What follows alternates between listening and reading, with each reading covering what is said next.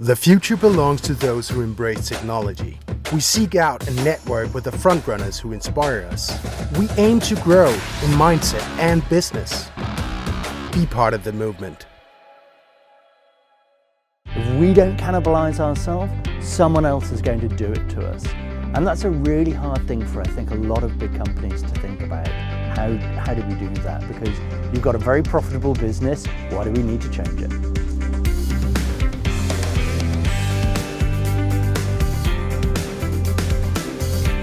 Everyone should be worrying about innovation and thinking about innovation and disruption, but they need to do it in their own way. And I think that's a fairly big challenge for a lot of companies to think about how they create their own model and how it works in their business.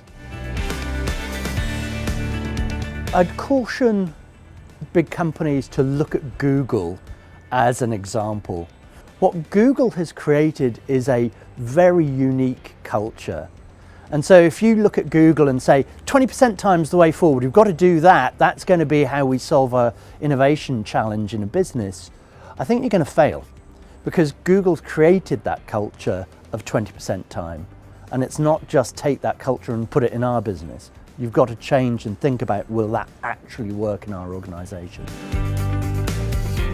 What I've seen in the last 5-6 years has been that cost reduction on its own isn't enough. It's not a great strategy. I think that's just a given. You know, how do we do more? How do we do it faster? How do we do it cheaper? But actually, that's not going to give you any massive breakthroughs in terms of innovation.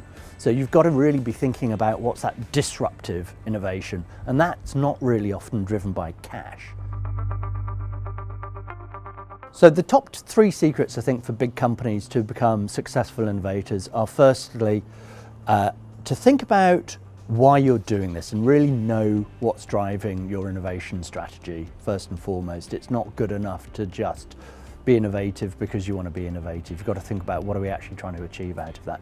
Secondly, I think the hardest thing for big companies is around creating a sustaining culture of innovation in the business. I think that does need to be driven from the top of organizations, and I do think that the culture of continual innovation is very hard for big companies to think about. And then the final thing to think about is the ability to continually attract global talent to your organization. Innovation's quite a nebulous thing. It requires creativity, it requires technical know-how, but you need talent, and that's the real fuel for innovation in any business.